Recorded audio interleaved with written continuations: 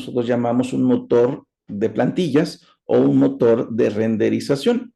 Y lo que hace es colocar herramientas del lenguaje PHP dentro del lenguaje HTML. Por ejemplo, esto es un lenguaje, está en PHP, if, pero observa que tenemos una arroba y que tenemos una estructura curiosa que no se parece tanto al PHP que revisamos. Esto es lo que es la estructura Blade. Y no solamente esta, también tenemos, fíjate cómo tenemos estas opciones y fíjate cómo podemos incluir dentro de código PHP, dentro de código HTML, código PHP con ciertas características. Esto es lo que hace Blade. Entonces, fíjate el nombre de cada una de nuestras páginas va a tener este nombre. Primero, el nombre formal que le vamos a dar, que en este caso es welcome, punto, Blade, para indicarle que va a ser justamente una página tipo Blade, es decir, que vamos a utilizar el motor de renderización Blade y que va a estar programado en PHP. Entonces, esta es la vista. ¿Okay? Aquí es donde vamos a colocar cada una de nuestras páginas dinámicas, que las vamos a programar de tipo estático, pero que van a funcionar dinámicamente gracias al Blade. Esto es entonces lo que vamos a encontrar en Resource. Routes, las rutas. Alguna vez comentamos que el problema más interesante que tenía PHP es el manejo de rutas. ¿Y qué es esto de las rutas? ¿Cómo acceder a los diferentes recursos y a las diferentes páginas? Es lo que vamos a hacer. Nosotros tenemos 4 tipos de rutas. Las rutas de API, de canales o channels, de console y web. En este cuatrimestre nos vamos a dedicar mucho más sobre toda la parte web, aunque si nos da tiempo revisaremos algunas cosas en API. En web, ¿qué hacemos? Es muy fácil revisarlo. Fíjate cómo aquí está la estructura básica de una ruta. Está root, get, que se pone en la palabra root para indicar que está de una ruta. El verbo, hablaremos más a detalle del verbo. La dirección a la que estoy entrando. La palabra function, fíjate que aquí es una función anónima, es decir, una función que no requiere nombre, solo es invocable. Y finalmente lo que va a realizar, en este caso lo que me está diciendo es que me va a regresar una vista y la vista se llama welcome. Veremos un poquito del sistema de rutas en el siguiente video, ¿sale? Pero que quede claro que las rutas, que son la forma en cómo yo puedo acceder de una página a otra, se coloca en un archivo de este estilo, que puede ser API, Channels, Console o Web. Dado este cuatrimestre, que es puramente programación web, porque no conocemos más por ahora, utilizaremos entonces esta sección. Bien, storage son las cosas que se van a guardar. Nosotros no vamos a acceder normalmente aquí. Entonces aquí podemos encontrar mucha otra información que por ahora no es tan relevante. Test para verificar cómo se van a realizar las pruebas de producción, si no le echas a perder. ¿Vale? Me sacó de acá. Luego entonces, en el caso... Ok, espero que no se haya perdido porque creo que se canceló un poquito la grabación. Luego, aquí en Vendor, yo te platicaba acerca de Composer. ¿Qué era Composer? Composer es una aplicación que lo que se hace es, administrador de dependencias, lo que hace es, tengo PHP en su conjunto, todas las herramientas extras a PHP que se van a agregar, lo tiene que utilizar Composer para que funcionen de manera eficiente y de manera correcta. Bueno, pues aquí están. Todas las herramientas de terceros que se agregan a PHP van en la carpeta Vendor. Esto es muy importante. Y fíjate, aquí tengo varias opciones que algunas de ellas las iremos conociendo, otras no tiene importancia que las conozcamos, pero particularmente tenemos Beam, Brick, Composer como tal propiamente dicho. Aquí están todas las herramientas de Composer. Doctrine, Dragon Mantra, etcétera. Hay muchas herramientas. También algunas de ellas las iremos conociendo.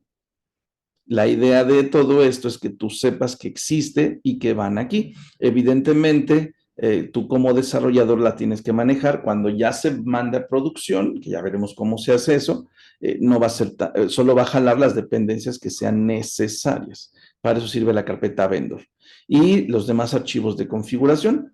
Aquí tenemos la configuración para el editor, que es el que estamos utilizando en Visual Studio Code. El .env, que esta es la configuración específicamente para el desarrollo. ¿Esto qué significa? Bueno, este archivo va a ser utilizado cuando tú quieras configurar tu entorno de desarrollo. No estamos hablando de producción, de desarrollo. Cuando tú subas a producción, esto el primero que tienes que quitar es ese archivo para evitar que se confunda la configuración de tu computadora con la configuración del sitio web donde lo vas a subir. Aquí hay muchas otras opciones, cómo se llama la aplicación, dónde se está desarrollando, para decir si es en local o de desarrollo, que después veremos cómo es eso, las claves que se van a utilizar para principalmente cuestiones criptográficas y demás. En particular, también tenemos aquí la sección de la base de datos.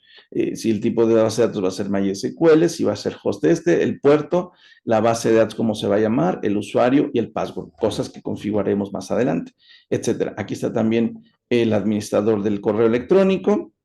Si voy a utilizar, porque recuerda que Amazon Web Services es uno de los proveedores de la nube que te otorga muchas ventajas como desarrollador. Ya algún momento también comentaremos acerca de eso. Entonces aquí está para configurar AWS y demás detalles. Para eso vamos a utilizar ENB. Recuerda, lo importante de .env es donde vamos a configurar nuestras variables de conexión específicamente dedicado para base de datos.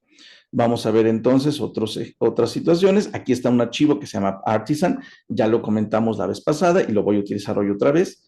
Es para ejecutar algunos proyectos, más bien para ejecutar algunos comandos que son necesarios en la administración de nuestra aplicación. Aquí está en Composer, que es el programa que hemos estado utilizando.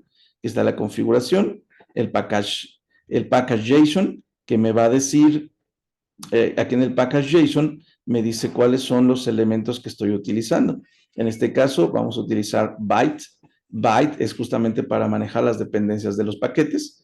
Y Axios, ya veremos también para qué son, que es sobre todo para manejar algunas otras cosas, ¿no? El plugin, y algo importante aquí en el Composer es que hablábamos de Composer como que era el que se encargaba de organizar y de orquestar todo lo que pasa alrededor de todas las herramientas de tercero. Fíjate, aquí tenemos dos Composer, un JSON y un log. El JSON me dice qué cosas se requieren, por ejemplo, para que lo entendamos. El nombre es Laravel, es un tipo proyecto, etcétera. Pero en particular, fíjate, aquí dice required. Required. ¿Qué me dice aquí? Significa que para este proyecto que estoy desarrollando necesito un PHP superior, y por eso utiliza esta flechita, superior a 8.1. Es decir, si yo tengo una versión 8.0 de Laravel, de PHP, no se va a poder ejecutar este proyecto. Necesito un framework de Laravel superior a 10.10. Si yo tengo una versión 9 de Laravel, no va a poder ejecutarse. Si yo necesito un Tinker, que veremos qué es eso, necesito un Tinker superior a 2.8. Si yo además necesito otros elementos, como aquí están, un Mockery, que ya veremos qué es eso de Mockery, superior a 1.4, si necesito un Sail, superior a 1.18, etc. Aquí me va a decir los requerimientos específicos que tiene mi aplicación, que si no se cumplen, entonces no se puede ejecutar.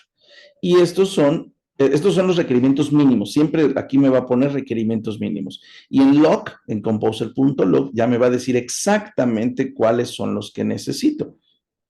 ¿Vale? Aquí vienen muchas aplicaciones y muchas otras herramientas. Esto es básicamente la estructura de mi proyecto. Recuerda que para verificar que funcione, yo puedo hacerlo desde mi terminal o bien crear mi propia terminal aquí.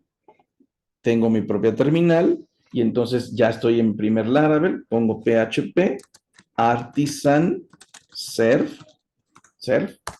y ya se puede ejecutar. De aquí le puedo dar un clic. Bueno, aquí dice control clic. Le doy control clic, me abre y fíjate cómo ya se está ejecutando la aplicación. Bueno, esto es todo en este video, cuyo objetivo nada más era explicarte cómo se utiliza Laravel, cómo se crea Laravel y cómo verificar que esté funcionando. Nos vemos en el siguiente.